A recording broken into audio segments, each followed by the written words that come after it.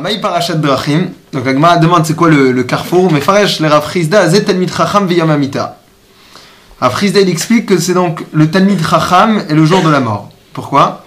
Ki beodo begouf en adam bederech hayashar asher hu nochach Hashem. Tant que la neshama est dans un corps, alors tout simplement l'homme ne peut pas être dans le bon chemin qui est face à Dieu. Ki yesh la gouf mitzad atzmo netiya ve'asara min hayosher. Parce que tout simplement le corps dans son essence et penche quelque part vers quelque chose d'autre que la droiture. C'est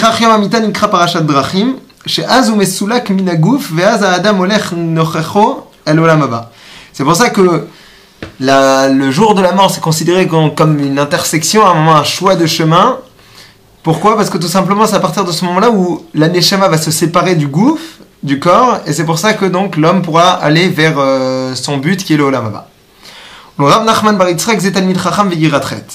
Rav Nachman bar Yitzchak vient donc donner une seconde opinion après l'opinion de Rav Chizda, et il dit que cette parashat Drachim c'est quoi? C'est talmid chacham v'yiratret. Pourquoi?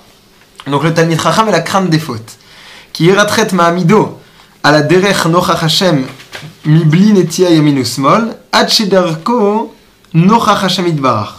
Parce que tout simplement, la crainte du péché, c'est quelque chose qui le garde dans la bonne direction pour justement être toujours dans la bonne vers ce que Dieu demande et ne pas pencher ni à droite ni à gauche. Vezenikra parashat drachim asher kol parashat drachim aderech hahu mevio el tachlit al yechato she'en lo asara klal. Parce que c'est quoi donc cette idée de parashat drachim d'intersection? C'est quelque chose qui va lui permettre de pouvoir, à partir de ce moment-là, aller vers son véritable but, sans aucune force qui va le pencher et essayer de l'éloigner du bon chemin. Or Dieu n'a dans ce monde que la crainte du ciel.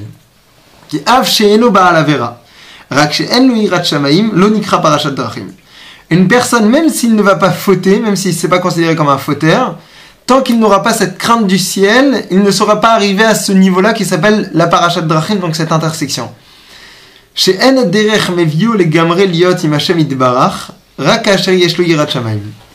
Parce que tout simplement, pour pouvoir arriver véritablement sur le chemin que Dieu exige de nous, c'est uniquement à partir du moment où il aura une crainte du ciel. Point. Donc là, on a vu déjà donc deux opinions. Le Marzoutra, donc la troisième opinion, c'est Marzoutra qui pense que cette parashat drachim, c'est le Talmid Chacham qui va étudier pour sortir la halacha de son étude. Pirouche halacha shehu haemet ve'hayashar. Ça veut dire quoi la halacha? La halacha, ça veut dire que tout simplement, il va réussir à sortir la vérité et la bonne façon, la bonne conduite de ce qu'il va étudier. Ve'av sheshehara Torah gamken nikret Torah v'yesh alea sachar gamken mikol makom yesh lo ksat netia min derech haemet.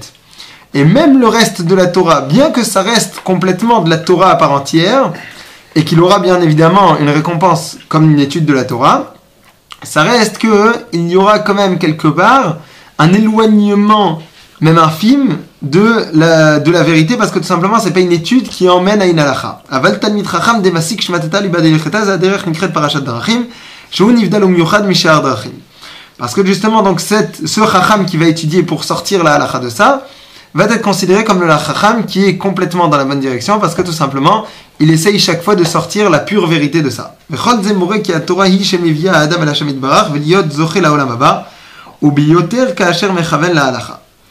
Et donc de tout ça on voit que bien évidemment c'est la Torah qui emmène l'homme au Olam Haba, et donc qui emmène l'homme à Dieu, et spécialement à partir du moment où il va étudier quelque chose qui va lui permettre de sortir la halacha.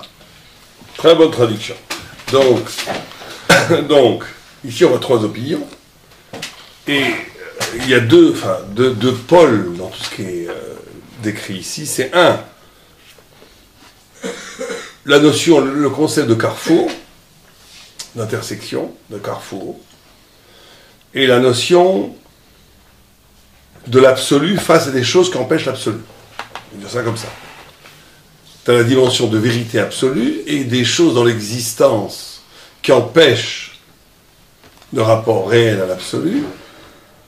Et un moment, le parashat drachim ici, le carrefour, c'est le moment, un instant où l'éternité apparaît dans toute sa grande dimension. D'accord? Et on voit ici que ces trois opinions-là, elles vont crescendo. Parce que d'après la première, d'après Rav Chizda, dans la vie, il est impossible d'arriver totalement à l'absolu. Ce n'est qu'au moment de la mort, où le corps s'éteint, que l'homme, dans une sorte d'illumination juste avant de mourir, va être devant Dieu. Mais chaque fois qu'il aura un corps, il ne pourra pas être devant Dieu.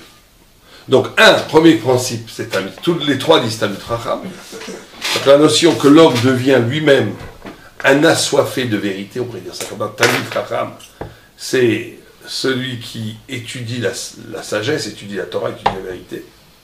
Ça, c'est la condition sine qua non pour les trois propositions. Mais après, on a la première proposition. Il faut une deuxième proposition, un deuxième facteur, pour arriver à la plénitude d'être devant Dieu, qu'est la vérité. Le premier, c'est la mort, Rav Hizda. 2, Rav Nachman, il dit, c'est... qu'est-ce qu'il dit, Rav Nachman, déjà? Irat Shammai, Iratret, la crainte du péché, donc on va expliquer. 3, être capable de produire une vérité qui s'incarne dans la halakha. Torah, Alpi halakha. Et donc on voit ici une sorte de crescendo, puisque le premier dit que c'est impossible, le deuxième dit c'est possible grâce à la crainte de Dieu, et le troisième dit c'est possible paradoxalement que si tu donnes au contraire une réalité physique à cette Torah. Puisque la halakha, c'est quoi la halakha? C'est comment vivre corporellement, physiquement, c'est l'absolu. Donc on voit très bien qu'il y a ici une marloquette immense, puisque le premier dit l'absolu ne peut pas exister dans ce monde-ci, tant qu'il y a corps, tant qu'il y a physique. Le deuxième, il peut exister à condition que tu amènes une dimension absolument transcendante, qui est la crainte du péché. Et on va voir ce que ça veut dire, qui intègre cette dimension dans le monde. Et le troisième dit que cette notion d'absolu, elle est indispensable, indissociable du monde, mais dans sa figure de halakha. Donc on aura une immense marloquette, puisque entre Rav Hizda et Marzoutra, on est pratiquement le Mikatse les Katse, on est pratiquement à l'opposé, puisque le premier dit ce n'est qu'au ciel qu'on voit Dieu, et l'autre il dit c'est que dans la halakha qu'on voit Dieu. Donc on a vraiment une marloquette de Katse les Katse. Donc on va les prendre une par une, pour essayer de les analyser d'après le Maharal. Première, qui est Rav Hizda. Donc lui il dit que tant que le corps, tant qu'il y a corps, il y a Netinat Haemet. Qu'est-ce qu'il dit dans son Ki yesh guf mitzad atzmo netia ve'asira min ha'usher. כי בעודו בגוף אין האדם בדרך הישר אשר נוכח השם כי יש לגוף מצד עצמו נטייה ועשרה מן הישר. נטייה ועשרה מן הישר. לפיכך יום המיתה נקרא פרשת דרכים. ואז הוא מסולק מן הגוף.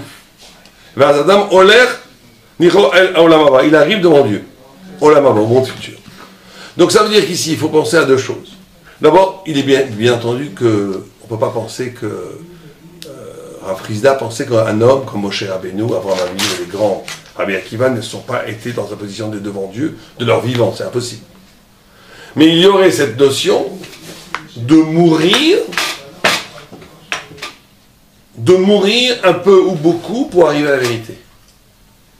C'est l'être pour la mort qu'on voit énormément dans Nefesh HaChaim, notamment dans la Tfila, et beaucoup dans la Kabbalah, dans la notion de prière, qui a une notion d'expérimenter la mort dans son vivant pour arriver à une connaissance clairvoyance de vérité. Alors, ça nous choque un peu. Comment? Dans la Tfila? Dans la Tfila. Le Nefesh HaChaim, il dit que la Tfila, c'est mourir. C'est pour ça que c'est la notion du sacrifice.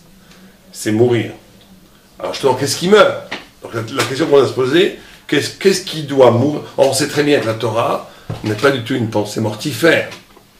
C'est très bien que la Torah ne pense pas du tout de la notion chrétienne de la malédiction du corps, ou même platonicienne, que le corps est une tombe, que le corps t'empêche de voir la vérité.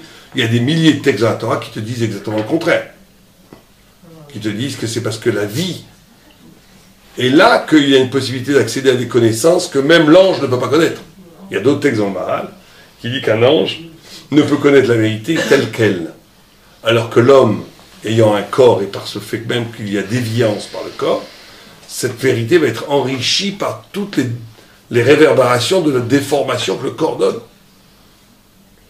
Donc, il y a un paradoxe ici. D'un côté, on te dit le corps te dévie et t'empêche d'arriver à une clairvoyance absolue, donc il faut mourir.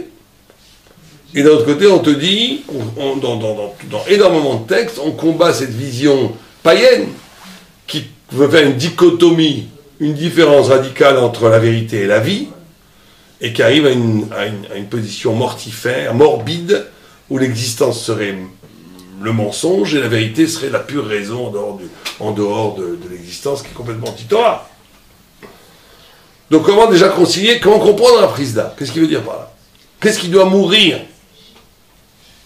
Ça rapproche un peu du Rabbi Nachman de Breslev, non? Bien sûr, t'es beaucoup dans cette optique-là. Mais même lui, il n'a jamais dit que... Il a dit, il l'a dit très souvent, mais lui, le Tadafra, il est très proche de cette vision-là. Mais bon, mais en tous les cas, dans le Maral... C'est quoi cette position de Nochar Pnei Hashem? Nochar Pnei Hashem, c'est la position, c'est ça la clé en réalité. C'est un homme n'est homme que s'il est devant Dieu. Pourquoi il dit, le Nefesh HaChaim, dit-il que la tfila, c'est un peu la mort? Parce que la tfila, c'est Omed Lifnei HaMelech. Comme Reb Chaim dit dans la tfila au début, c'est l'essence de l'acte de tfila, c'est se tenir devant Dieu. Alors ça veut dire quoi se tenir devant Dieu? Ça veut dire quoi se tenir devant Dieu? Alors c'est ça justement le nœud du problème. Le nœud du problème, c'est que, et bien entendu c'est complexe pour nous de comprendre cela, c'est qu'un homme, l'intensité, en vérité un homme, il faut te comprendre du bas jusqu'au plus haut. Le désir, dans son essence, ne recherche qu'une chose, c'est Dieu. Le désir, tout désir, même le désir les plus bas, en tous les cas pour un juif. C'est comme dit le Gaon de Vilna, il dit qu'un juif n'a pas de ta'avot. Il n'a pas le ta'avot. C'est ta'avot, c'est des chemda. Il fait une différence entre chemda et ta'ava. Il dit ta'ava, c'est un pur désir physique. Ça n'existe pas depuis Arsinaï quand même. Un désir purement animal, ça n'existe pas. Et il y a un désir qui rêve d'un ailleurs, qui te sert de passerelle pour chercher un ailleurs, qui peut être un désir tout à fait bas, même d'une avéra, même transgressif, tout ce que tu veux. Mais en vérité, ce qu'il cherche, le rachat, le séducteur par exemple, c'est l'expérience de quelque chose de magnifique qui vit toujours dans la misère, mais c'est ça qu'il cherche. Il cherche en vérité l'ailleurs. En cherchant cet ailleurs, qu'est-ce qu'il cherche fondamentalement? C'est Dieu. Simplement, il ne sait pas se le dire, et c'est pareil pour le désir artistique, c'est pareil pour tous les grands désirs. Donc en réalité, il se trouve que l'homme étant donné qu'une partie de lui-même est chelek me'elokamia, ça veut dire qu'une partie de lui-même est un reflet de l'absolu divin qui est imprimé dans son neshama, toute vie qui s'occupe autre chose que ça est une déformation par rapport, est une netia, est une déviation par rapport à l'intensité spirituelle de ce qu'il devrait vivre. Tout. Puisqu'il est fait fondamentalement pour se recoller avec son origine qui est l'étincelle divine. Donc qu'est-ce qui reste? Quel est en vérité le seul... Ça se voit où? Attends, la seule jouissance réelle d'exister, c'est quand tu es devant Dieu. Réel, total. Parce que tu retrouves ta place. En total, si on donne comme définition de la joie, qu'est-ce que serait la joie? Ce serait de vivre ce pourquoi tu as été créé. Définition de Rav Simcha dit que qu'est-ce que c'est la joie, la simcha? C'est d'être en adéquation avec ton essence. D'être dans un moment où tu vis en plénitude avec le pourquoi tu as été créé. Ou plutôt avec ton essence. Et qu'est-ce que serait la misère, la dépression, le malheur? C'est d'être tout le temps sentir que tu es en distorsion, à côté, à l'écart de cette énergie vibratoire qui est la vie que tu devrais vivre. Donc qu'est-ce qu'est le malheur? Qu'est-ce qu'est le malheur intérieur? C'est quand tu ne vis pas ce que tu dois vivre. Qu'est-ce que c'est le bonheur intérieur? C'est quand tu vis ce que tu dois vivre. Définition, donnée par les Malek Moussar. Donc maintenant, quand on te dit être devant Dieu, c'est d'être justement dans une position où l'homme retrouve sa place de reflet de Dieu. C'est la plus belle vie, c'est pas la mort. Justement, c'est pas la mort. Tout à l'heure, vous avez dit qu'il explique que la tefila, puisque je suis devant Dieu, donc c'est la mort. Alors, c'est quel mort, de quel mort parle-t-on? Du coup. Alors, on parle justement la mort du gouffre. C'est-à-dire, ou la mort du gouffre, ou la mort.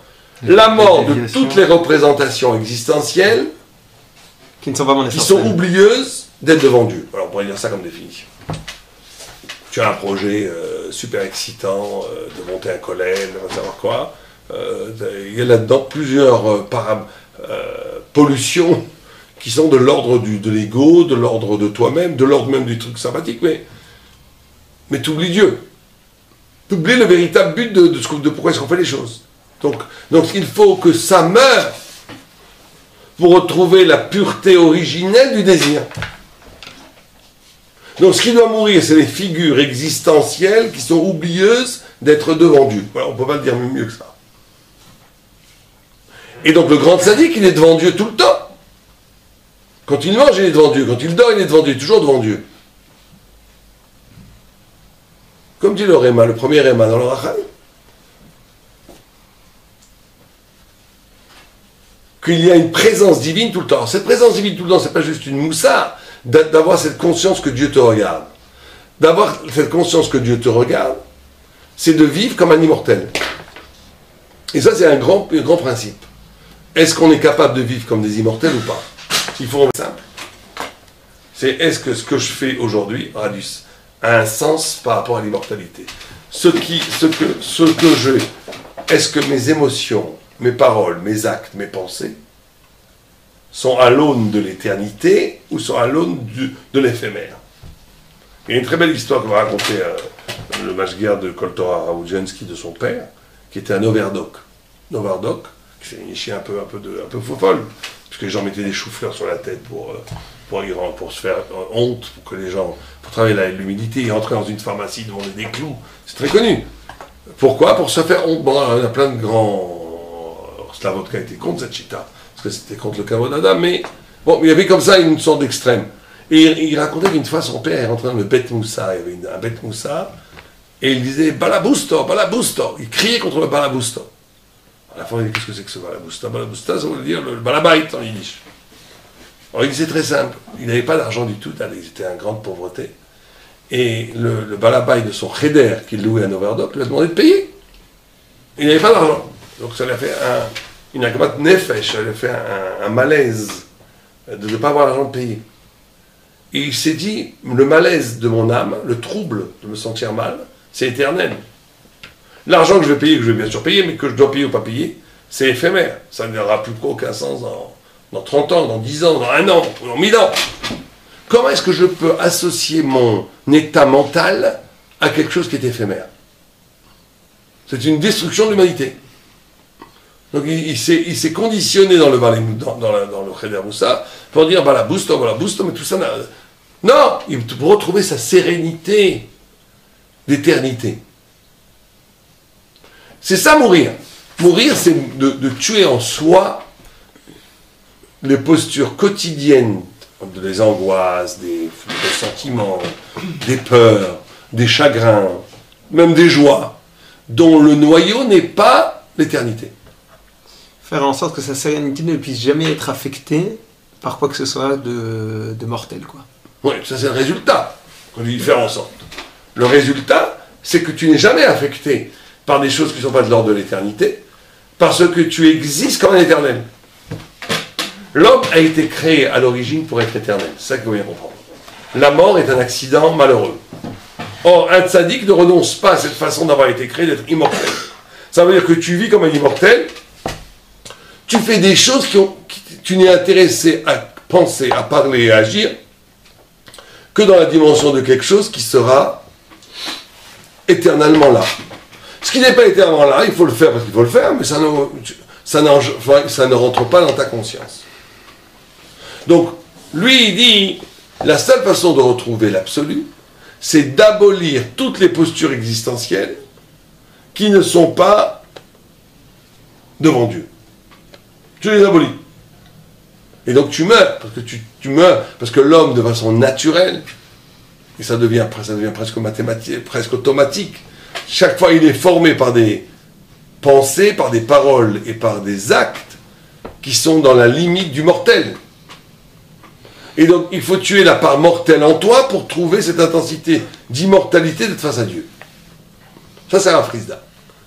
Donc, lui, il le caractérise en disant que, bien entendu, d'un point de vue existentiel, dans l'existence concrète, quand est-ce que tu vis ce moment à son ultime moment, c'est juste avant de mourir. Que juste avant de mourir, bien entendu, qu'il n'y a pas que tous les soucis matériels n'ont plus de sens.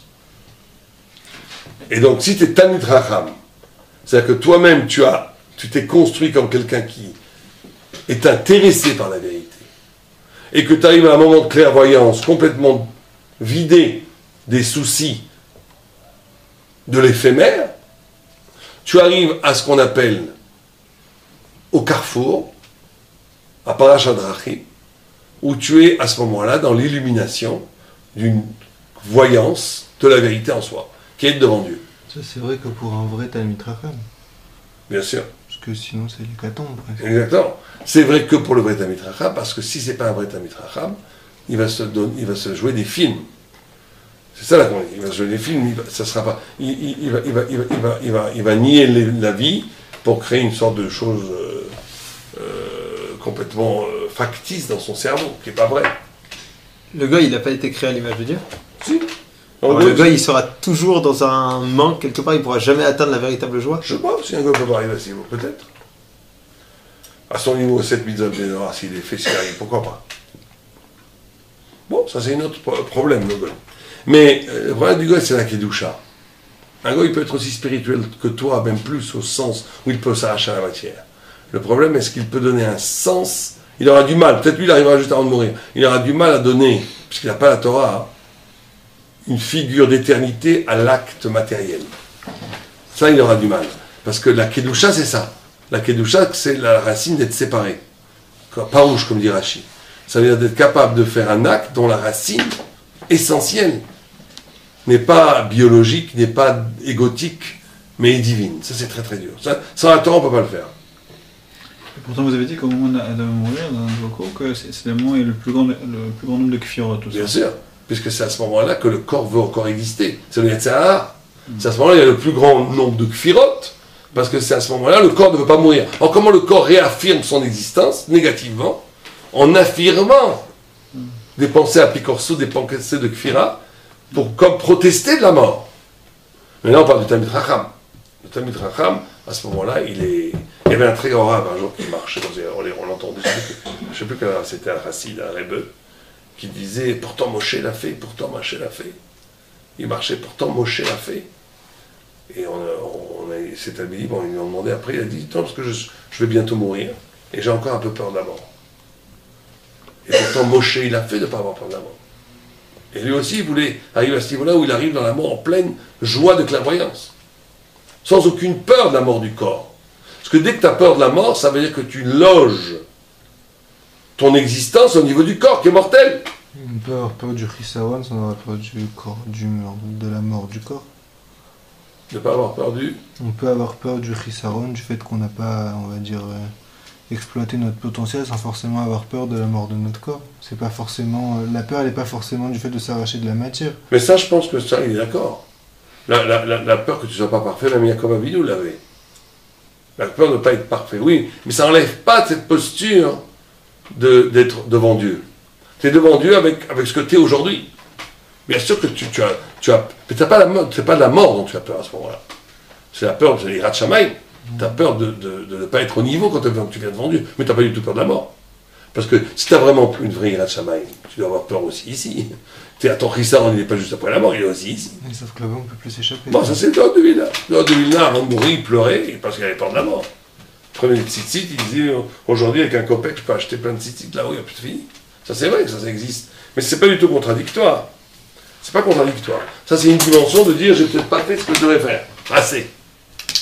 Mais d'investir ton kiyum dans le corps ou dans les figures du corps qui sont l'argent, la position sociale et tout, c'est terrible. Parce qu'une fois que ça va disparaître tout ça un jour.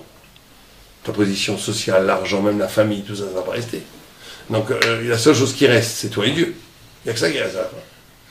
Donc c'est ça que dit Rav Frisda. Donc lui, il ne conçoit pas une possibilité d'absolu dans le corps. Ça, c'est ça qui est intéressant, par contre. Il faut, pour Rav Frisda, et ça, il faut savoir que c'est les chitotes aussi.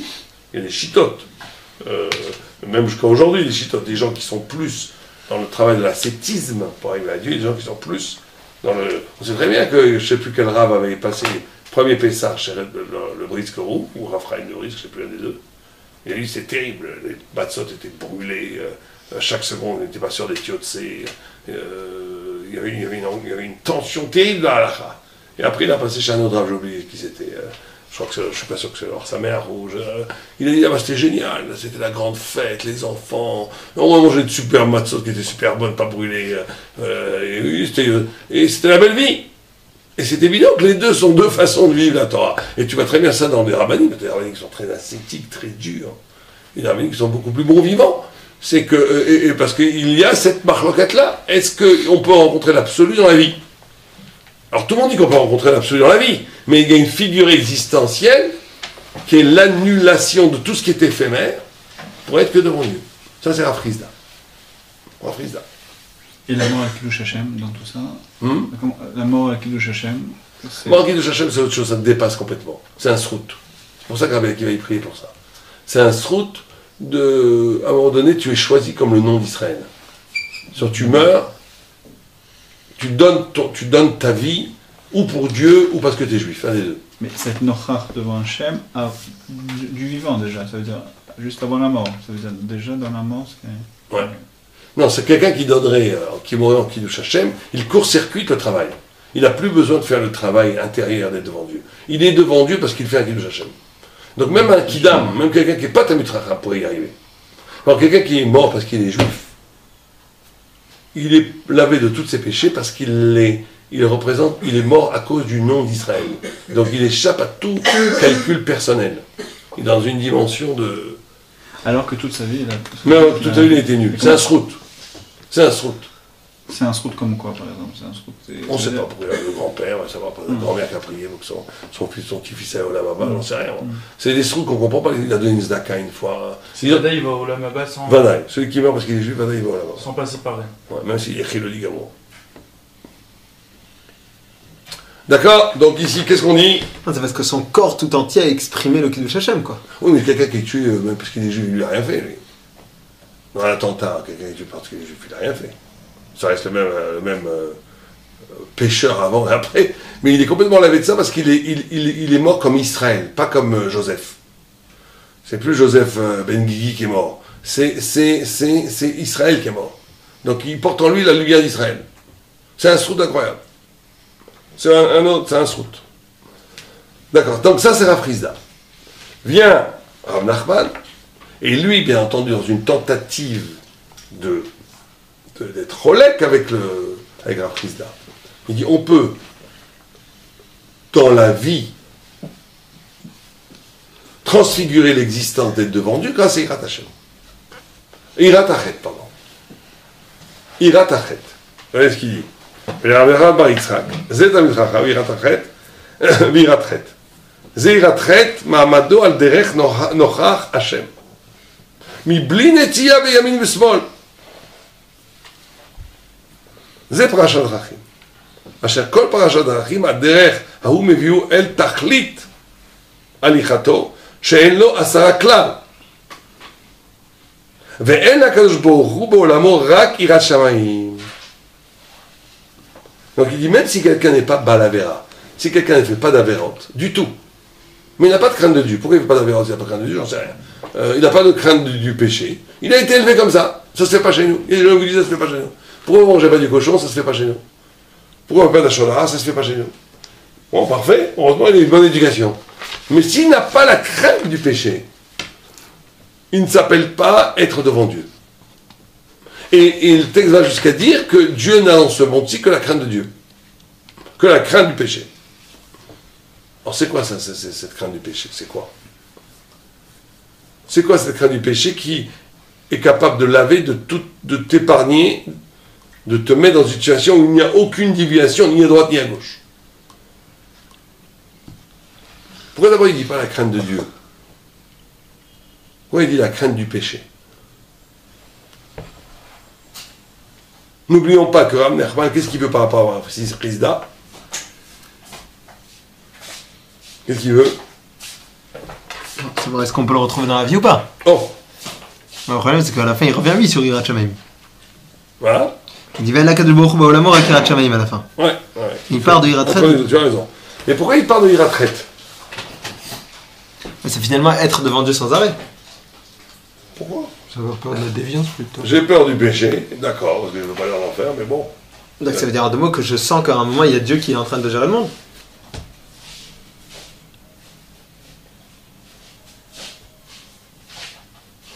Oui, mais l'autre aussi, celui qui fait sans crainte du péché. Il fait la halakha, pourquoi? Non, parce que l'autre il fait parce que comme ça j'ai reçu. Eh Pas ben, parce qu'il y a un Dieu. Quand même, il a un mérite. Il nous On croit parle pas, de il la est nuit, donc athée quelqu'un qui complet. fait jamais la vérote. Qui n'a pas la crainte du péché, c'est quoi? Il y en a plein comme ça. Hein. Ah, d'accord, il est Je athée. connais pas pour toi des avraires et tout qui sont vraiment des gens qui sont. Mais ils n'ont pas vraiment la crainte du péché. D'ailleurs nous-mêmes, parce qu'on a vraiment la crainte du péché. Mais on fait les choses. Pourquoi? Parce qu'on sait que c'est la vérité. On fait les choses comme il faut. On est gens bien. On fait les choses comme il faut. Mais la crainte du péché, bof. Je suis pas en vérité. J'ai pas une grande crainte du péché. Moi, je le fais pas parce que c'est pas mon truc de faire les avérotes. Qu'est-ce que donc là aussi, il sait qu'il y a que jour. Non, n'oublions pas le malach. Rav Nachman, il veut réintégrer le monde dans l'absolu. Là, il veut réintégrer l'absolu dans le monde. Donc il dit, en vérité, il vient être relèque avec Rav Chisda, qui dit que dès que tu accordes ta déviation. Il dit, c'est pas vrai. Le monde en soi est lui aussi une figure de la présence de Dieu. La vie. Il va encore encadrer. Ça, non, plus que ça. La vie. Ce qui te dévie de Dieu dans le monde, c'est le chet. C'est pas le monde. C'est la mauvaise façon d'appréhender le monde. Mais le monde en tant que monde, c'est une dvécoute avec quelqu'un de monde. Ça va très loin ce que dit Rav Nachman par rapport à Frisda. Il y a une marque immense. Est-ce que manger une grosse glace au chocolat à Shabbat, les Shem Shamaïm, est-ce que c'est dvécoute, est-ce que c'est être devant Dieu ou pas? Est-ce que le monde est neutre ou le monde est négatif? C'est ça la question. Ouais, Après ça, il pense que le monde. moi je dirais même plus. C'est minuit. Je dirais que le monde est-ce que le monde est divin ou est-ce qu'il est négatif? Puisque d'après Rav Nachman, la seule chose qui est déviante, c'est le chet, pas le monde. D'après Rav Frisda, dès que tu as un corps, même si c'est un corps kadosh, qui mange cacha les merderies toute la journée, il y a déviance. C'est pas vraiment la chète, parce que vous voyez bien qu'il a dit que s'il ne le faute pas, ça suffit pas pour lui. Très bien, très bien. Donc il dit, qu'est-ce qui fait que c'est la peur du chet? La peur du chet te fait que tu vois dans le monde, dans chaque chose qui t'arrive, en d'autres termes, c'est comme si c'est ce qu'on appelle le bureau, c'est-à-dire la notion de purifier. Ça veut dire que dans chaque élément du monde physique, tu peux avoir la possibilité de te d'ovek b'Hachem. C'est la crainte du chet qui te donne la conscience de la volonté de Dieu qu'il y a dans la matière et de la volonté de ne pas utiliser cette matière de façon X, qui te donne un rapport à la matière qui est elle-même une relation à Dieu. Voilà ce qu'il faut dire. Vous comprenez le problème ou pas?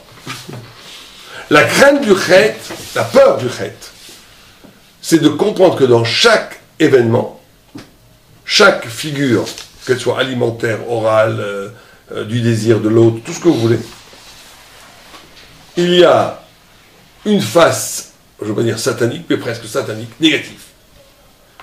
Et une face que Dieu ne veut pas. Et une face que Dieu veut.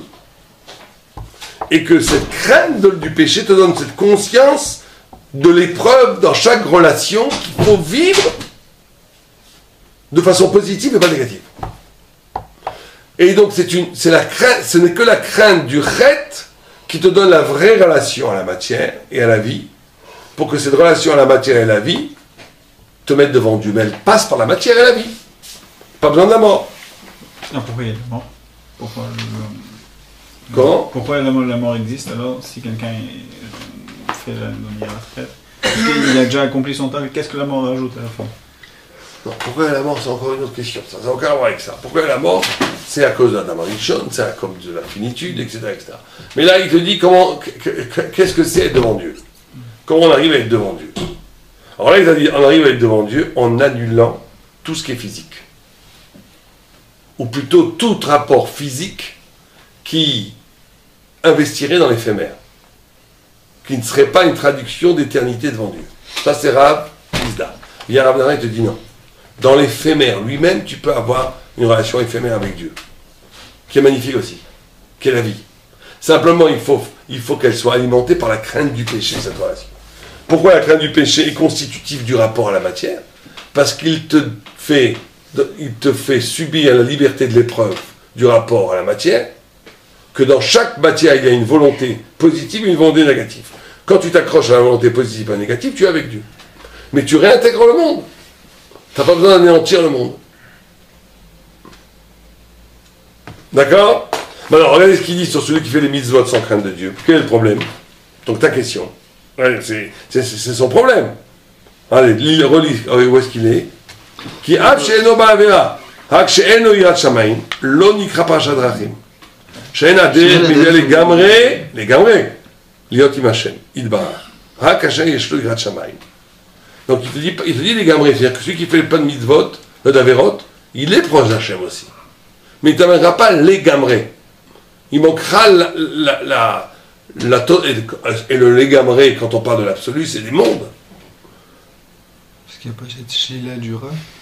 Parce qu'il n'y a pas la Shila Dura, et parce que tu n'as pas...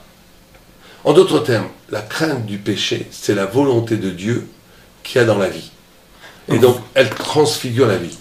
Quelqu'un qui n'a pas la crainte du péché, qui fait... Il est dans le monde. Mais ce monde-là, il est d'accord que ce monde-là est un écran par rapport à Dieu. Le monde cesse d'être un écran par rapport à Dieu. Si tu réinvestis ce monde de la volonté de Dieu, en ayant un rapport de crainte de péché dans chaque rapport à la matière. Qu'il utilise le monde pour encore s'élever. Ça c'est sûr. Mais comment il le fait? C'est-à-dire que comment il le fait? En voyant dans chaque élément du monde un choix que Dieu lui donne, faute ou rapproche-toi de moi. Ça fait que le monde, la vie, la matière, le corps, n'est plus un écran entre toi et Dieu. C'est au contraire une proposition vitrine, de s'élever. Une vitrine entre toi et Dieu. C'est ce qui te permet de t'approcher de Dieu. C'est très éphémère ça comme relation. Parce que Pourquoi? ça peut basculer d'une fraction de seconde à l'autre. C'est ce qu'on dit. Ce que dit que l'homme, le tzaddik est toujours sur un fil entre deux abîmes. Ce qu'avait répondu Rabbi de Koksa à quelqu'un qui avait dit comment est-ce qu'on peut dire l'homme manger du cochon, je comprends. L'autre Ahmad, tu ne convoiteras pas. Comment je peux pas convoiter? Je ne sais pas, aucun rapport avec un acte. Je convoite, je vois une belle voiture, j'en ai envie, qu'est-ce que vous voulez que je fasse? Et il a répondu, est-ce que tu serais en funambule entre deux abîmes pour traverser? Est-ce que tu regarderais la voiture de ton copain? Non. Tu serais concentré le fait de... Ben c'est pareil. L'autre Ahmad vient te dire, si tu es chomed, ça veut dire que tu es dans une posture dans le monde où tu n'avances pas entre deux abîmes. Le fait d'avancer entre deux abîmes, ça veut dire qu'effectivement, il faut bien comprendre qu'on peut gagner son lavava et perdre son lavava sur des toutes petites choses chaque instant. C'est ça la crainte du péché. Ah, mais là, j'ai l'impression qu'il dit même plus. C'est-à-dire que dans le Lot Ahmad, il y a la révélation divine aussi. C'est pas de ne pas regarder la voiture, c'est de la regarder d'une certaine façon et grâce à cette façon. Exactement, tu la regardes, et je t'aurais dit, regarde-la. Ne nie pas le regard du monde, mais sache que chaque regard peut te faire un péché. Et la crainte. La crainte, c'est la distance. C'est le daï. Le paradisra qui dit qu'il n'y a pas de midotes qui te sont demandées, qui n'ont pas une racine dans la façon dont Dieu agit. Et il pose la question, il dit dans ce cas-là, où est la crainte, c'est quoi?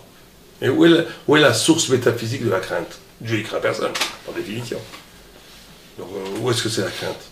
Et il dit c'est le vocable divin de Shakai, Dai.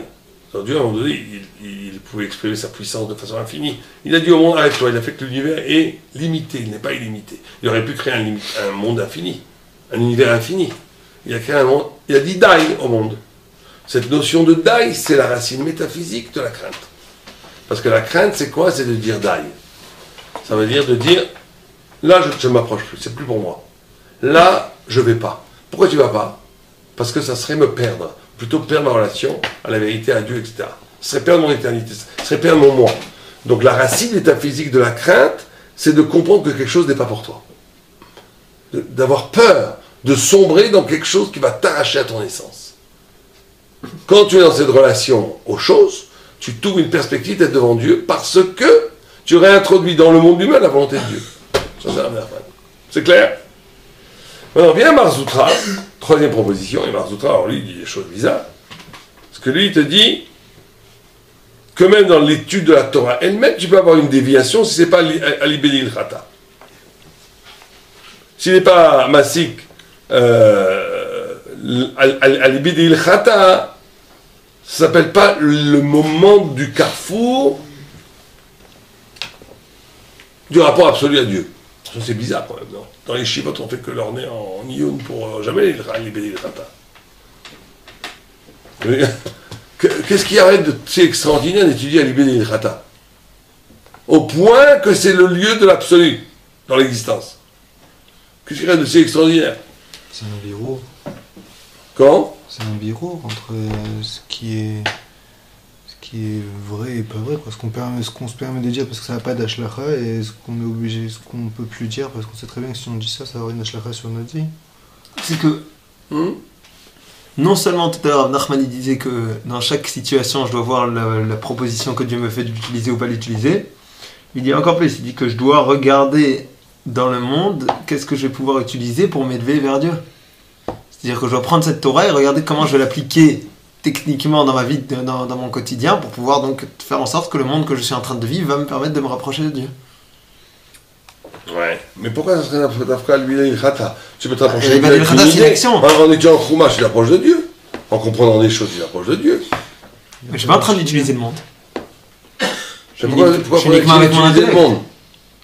Parce que c'est ça toute la marloquette qu'on est en train de parler depuis le début. Bon, alors qu'est-ce que tu veux dire par là? Tu veux dire quoi? Tu veux dire que l'étude qui amène à la halakha va permettre au monde d'être un instrument de l'étude.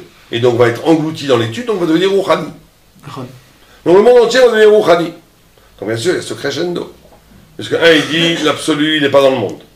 Le deuxième, il dit il est dans le choix de la crainte du pénétrant. Il dit le monde entier peut être intégré. Tout, même la Avera. Puisque tu la mets dans l'Ibédi il-Khata. C'est-à-dire que quand tu dis que c'est une Avera, dans la Avera elle-même, quand tu la définis al-pi al-lacha, c'est interdit, la Avera elle-même, je l'introduis. Il n'y a plus quelque chose qui fait écran. La deuxième proposition, la Avera fait écran. Ce que veut Marzoutra, c'est réintégrer même la Avera, qui n'est aucune création du monde qui ne soit un écran entre toi et Dieu. Rien. Où l'homme se situe là-dedans? Alors justement, là on a la troisième vue qui est Marzoutra, c'est l'idée qu'une vérité n'est vérité que si elle t'oblige. Ce qui empêche, ce qui différencie un Talmid Chacham, c'est pour ça qu'il faut un Talmid Chacham, de quelqu'un qui n'est pas Talmid Chacham, c'est que celui qui n'est pas Talmid Chacham va avoir une pensée très pertinente, très profonde. Il peut avoir des idées magnifiques. Il peut arriver à des concepts fabuleux. Simplement, si ces concepts ne l'obligent pas, ne l'engagent pas à une halakha, à une conduite qui va être différente avant qu'il ait compris et après qu'il ait compris, il n'est pas dans un rapport de vérité à la vérité, il est dans un rapport de mensonge à la vérité. Pourquoi? Parce qu'en réalité, il utilise l'intellect pour manipuler des concepts et jouir de cette manipulation des concepts. Mais quand tu comprends quelque chose, ce que tu as compris, t'oblige à modifier tes actes et ton existence, tu es dans un rapport de responsabilité par rapport au savoir. La pensée t'oblige, te responsabilise, te bouleverse, te modifie. Ça, c'est le pouvoir qu'a l'étude à l'Ibédi il-Khata. L'étude à l'Ibédi il-Khata, elle t'oblige à mettre à l'épreuve du réel tes concepts. C'est quoi le problème de jouir du concept?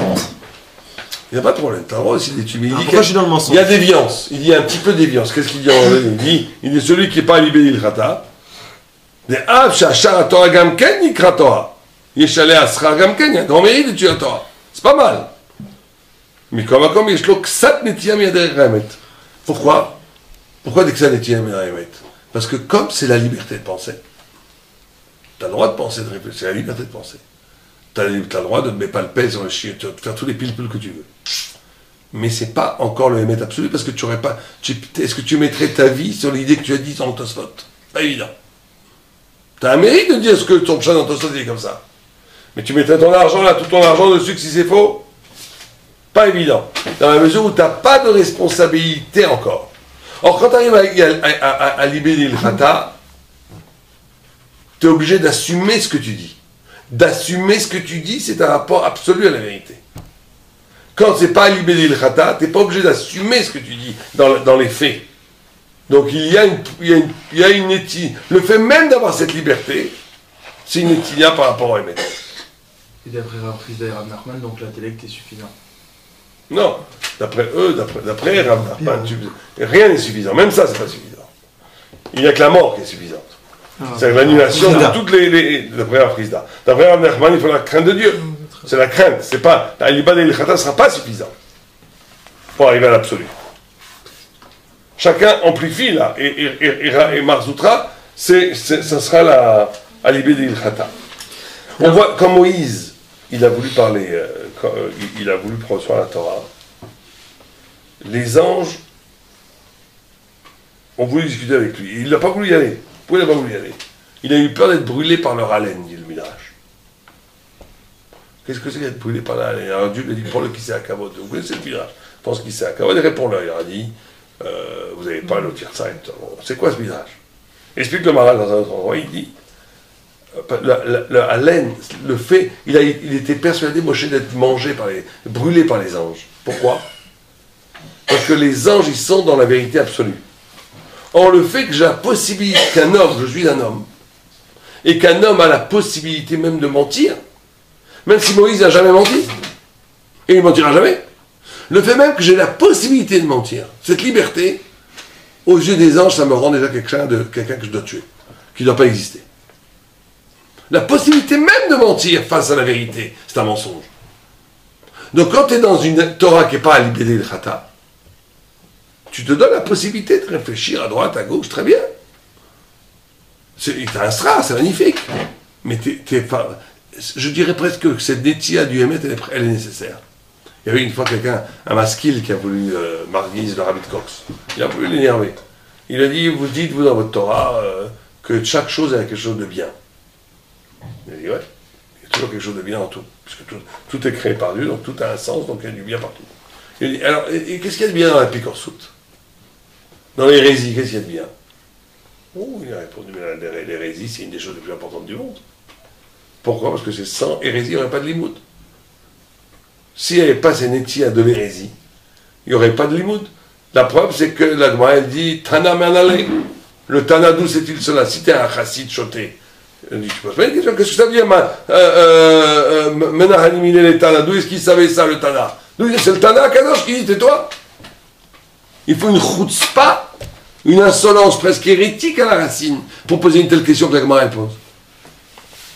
Donc il y a dans la recherche de la vérité une déviation par rapport à la vérité, qui est nécessaire pour pouvoir intégrer la compréhension des choses. Mais pour arriver à l'absolu de la vérité, tu es obligé d'intégrer la vérité dans une dimension qui t'oblige dans la vie à faire. Et donc là, l'absolu n'est plus ni dans l'annulation des postures éphémères du monde, ni même dans l'épreuve du choix, de où est la volonté de Dieu de ne pas faire en rapport à la matière. Elle va être dans la possibilité de donner à la vie elle-même un sens absolu. Par la halakha. La halakha, c'est le pouvoir de la halakha. C'est difficile quand même. Je veux bien comprendre encore que on ne peut pas avoir de Torah uniquement style un concept intellectuel, une science quoi. Il y a une Torah qui est une science et donc personnellement je peux me comporter comme n'importe quoi et j'étudie la Torah comme des concepts point final. Là ici on parle pas de ça. Non. On parle de Talmid Chacham qui se comporte bien, qui vit d'après la halakha mais qui en ce moment par hasard il est tombé sur un daf dans Zvachim qui les maasé, il y a aucune halakha les maasé là maintenant. On lui dit écoute monsieur, toute ta Masechet Zvachim que tu vas étudier, c'est pas vraiment du Hémet ce que tu es en train de faire. Je ne suis pas sûr de ce que ça veut dire. Parce qu'Alibi et le Khata, ça veut pas dire que dans Zvachim, il y a plein d'halachot. Mais on va dire, il part dans un pilpoul d'Oxot. Il part dans un pilpoul d'Oxot. Tu as raison. Mais il ne te dit pas ici que tu es obligé de prendre le poids de la vérité. C'est-à-dire que sa vérité sans son poids maassi, c'est ça qu'il te dit. Il ne te dit pas que tu es obligé d'accomplir tout le temps. Ça aussi, bien sûr. Mais si tu dis un concept qui n'intègre pas le poids de qu'est-ce que ça engage dans la vie, il manque à la vérité. Et ça, c'est vrai dans tout, dans ce varken, dans tout. Dans un pilpul, dans Ksos. Et même pour arriver à l'alacha aussi, à un moment, je vais manquer de la vérité. C'est-à-dire, mon chemin pour arriver à l'ibadé il cheta aussi, il est plein d'embûches. Bien sûr. J'aurais plein de C'est possible. stasimes à droite Mais à en tous gauche. les cas, il faut. L'idée ici, c'est que la vérité n'est vérité que si elle est capable de s'habiller d'un engagement. C'est ça qu'il dit ici. Si elle ne s'habille pas d'un engagement, si elle n'a pas le poids de l'engagement, le poids de que ça m'entraîne à faire quelque chose, il manque à la vérité. Alors tu peux poser la question, pourquoi? Pourquoi est-ce que c'est si important cette notion de ilchata, d'aliber l'ilchata? Ça veut dire Parce que c'est vrai que sinon ça reste au niveau du concept. Et alors? Ça reste au niveau du concept, c'est très bien. Les anges, ils sont au niveau du concept, ils n'ont pas de problème. Pourquoi est-ce que la libé d'ilchata est si fondamentale à la vérité elle-même?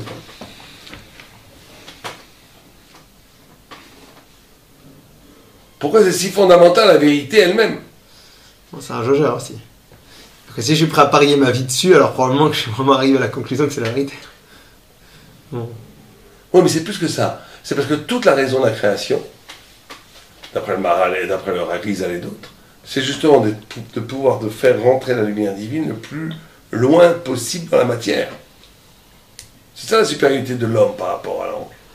C'est qu'il y a une possibilité d'intégrer du sens dans quelque chose qui était presque dénué de sens, qui est la matière opaque. On dit que la mer rouge elle s'est ouverte, on colle aussi traduit que les eaux, elles sont devenues intelligentes. Elles sont devenues, il emploie un mot, j'ai oublié le mot, Omar Kima, elles sont devenues Kachama. L'eau, c'est la matière. C'est-à-dire que le phénomène même de Kriyat Yam-Souf et de Natan Torah, c'est de pouvoir donner une intelligence à la matière. C'est ça la finalité elle-même du concept. C'est qu'un concept qui resterait sans son engagement dans le monde est un concept qui est Netia Mina Emet, il est un peu séparé, il est un peu, même s'il y a il n'est pas dans la vérité absolue, puisqu'il n'a pas Emet, Aleph, même Tav. Aleph, Ab, première lettre, même celle du milieu, Tav, là, il n'a pas la possibilité d'englober jusqu'au bout au bout du bout. C'est pour ça que la Torah a cette obsession de donner un sens halachique à toute chose. Il y a des halachot, comment on se comporte dans les toilettes. Il y a des halachot dans le rapport intime entre l'homme et la femme. Il n'y a pas une partie de la vie la plus physique, la plus animale, qui n'est pas animée en amont, qui n'est pas éclairée en amont par la halacha, par la Torah. C'est ça l'ibé d'ilchata. C'est comment donner sens à la matière, comment sculpter la matière jusqu'au bout. C'est ça là, le tridouche de Marzoutra. Marzoutra, il te dit le lieu de l'absolu, ce n'est pas le moment où tu annules le monde. C'est même pas le moment où tu fais le birour du monde, où tu raffines le monde en l'expurgeant de tout ce qui est crainte du péché, tout ce qui est péché. C'est en donnant au monde aussi bien en négatif qu'au positif, en leur donnant une figure qui a sens, qui prend sens, qu'est la halacha. Et ça, c'est constitutif de la vérité elle-même. Parce que la vérité n'est vérité que parce elle peut avoir raison de tout.